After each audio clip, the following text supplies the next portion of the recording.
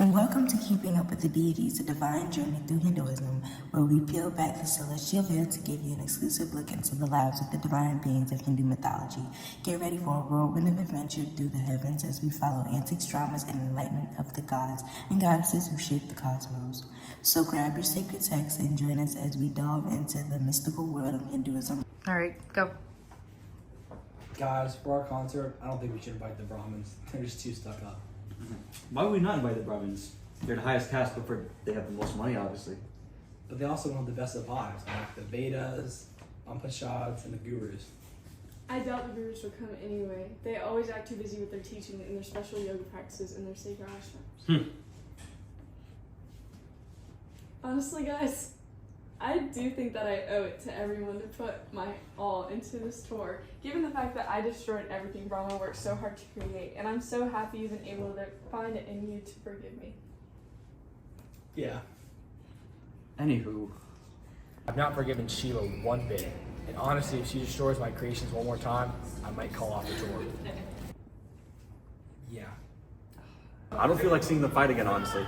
So I try to change the subject, but somehow, some way, I'm always in the middle trying to preserve our relationship. Anywho, to be honest, I don't think that incorporating Smriti texts in our raps are smart, because it may cause a lot of controversy in our songs. I only say this because they're remembered in another person's local language, which ours is different from everyone else's. But we could do the Shruti texts, which are written in Sanskrit, a literal known Brahmin, language. why do you literally have to copy out every single sentence? I can't even form the sentence in my head before you speak. Are you serious? Maybe you should stick to preserving what's left of the good Ganas in the world, rather than trying to hold a conversation. Knowing you talk slower than me, it takes someone's Atman to reach moksha and finally liberate themselves from the samsara. Alright, I'm not gonna argue with you anymore. We have a yoga class in an hour, and I need to get some blessed food because I'm starving. Also, while I'm gone, you need to maybe do some achanma, ritual purification.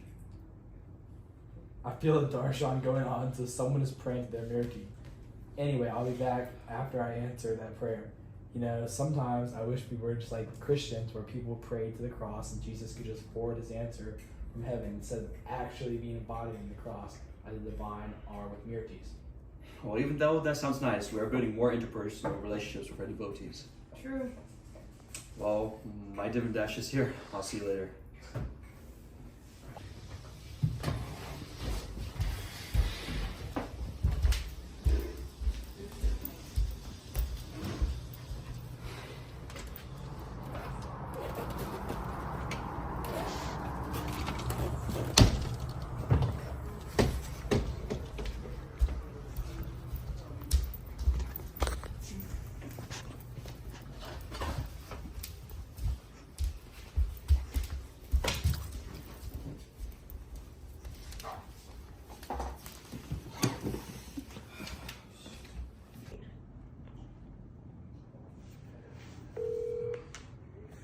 Hello? Hey, I just saw a coupon for Holy and thought about how you slayed that demon and now humanity celebrates you with the vessel of Nivirti. After all the years, you still feel guilty, huh? This isn't really about the festival, is it? You feel guilty for telling me that I should stay in a woman's place, knowing the discrimination and violence against women in modern India, unequal pay.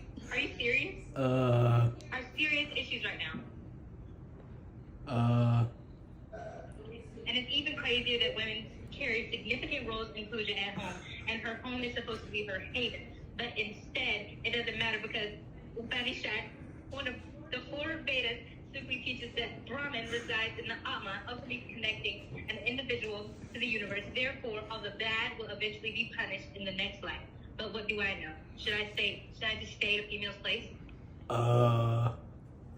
And just because the 16 Samsakras focus more on males, and doesn't mean that women are any less important than men. No, you should be. Humanity made the wrong person famous by following the eternal teaching of Sansana Dharma and the Trinity of you, Vishnu, and Shiva. I wish people, specifically the different Varnas fulfilling their duties in Varnashram Dharma, knew that you and your siblings don't deserve the name of the Supreme Trinity. It's not our fault humanity suffers from the illusion of their own shallow desires. Get a grip, Druga. It happened years ago.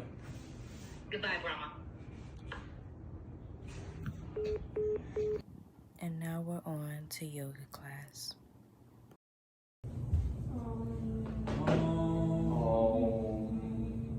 Welcome to class, everyone. During our session today, we'll be reading from the Bhagavad Gita, in which the many philosophers like Shankara and Ramanuja have interpreted to bring us the three main practices: Jnana, Bhakti, and Karma.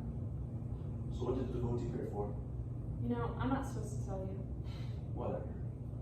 He prayed to reach moksha so that he could see us perform our world tour. You know he can't do that. Well, he is in the highest jhati. He could reach moksha if he died. So what are you gonna do? Probably kill him. He even practiced Abhisheka, demonstrating wonderful puja. I just hope he doesn't try to matter in his own hands by trying to kill himself. That'd be really funny if you were in one of the highest castes and wanted to reach liberation so much that you killed yourself. You'd probably come back as a dog. This is why I don't tell you guys anything. You take everything as a joke. So, Brahma, I heard you on the phone earlier. You sounded pretty heated. That was literally a private conversation. He had no business listening to. I don't understand why Vishnu is literally so messy all the time. Like, does it get tired? Like, come on now. There's just Druga. You know her. Her jeep is just so long. Now, like I was saying, as we go into our warrior pose, Jnana Yoga, one out of 3 passageways to moksha, is the passageway of knowledge, and usually practiced with affirmations like I am, etc. As we go into our downward dog, I would just like for everyone to repeat after me.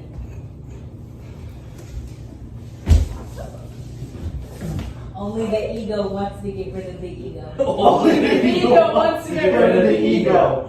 Now we're moving on to our Bhakti Yoga, which is the passageway to devotion. This passageway is most important to liberation because it only comes the most natural. To exemplify this, we will do our low lunge pose as one of the easiest exercises.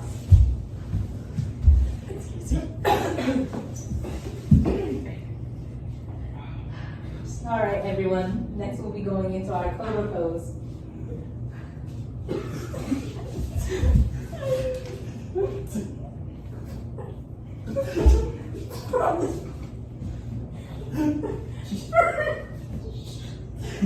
5, 4, 3, 2, 1 seconds. And after that, let's go into our garland pose.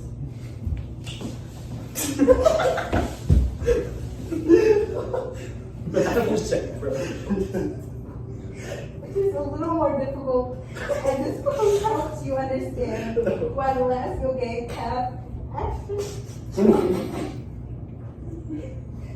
Karma is the most important. This pose has the most benefits and is a little more difficult to maintain.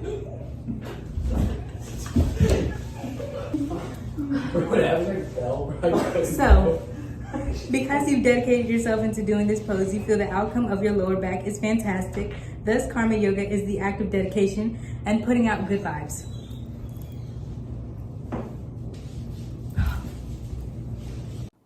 After drama from the dinner table to yoga class, we will now be seeing what our devotee, young Rado, is doing in order to reach. Yeah. Hey. 别紧张，准备的真问题啊！我们必须是模仿的真问题啊！地方地理，哦哇哟！我迷在跟我地方着你，我是不扑着一听就tradition. Your communication only fits precision. I can take off even the task it's a second mission. You're my mission. At the sound of the palm morning light. Bringing up and putting lighting incense. The spiritual connection of my senses. I already here within my own side. Let's go. Puja mean all night. You worshiping, oh yeah, that's why. Puja mean all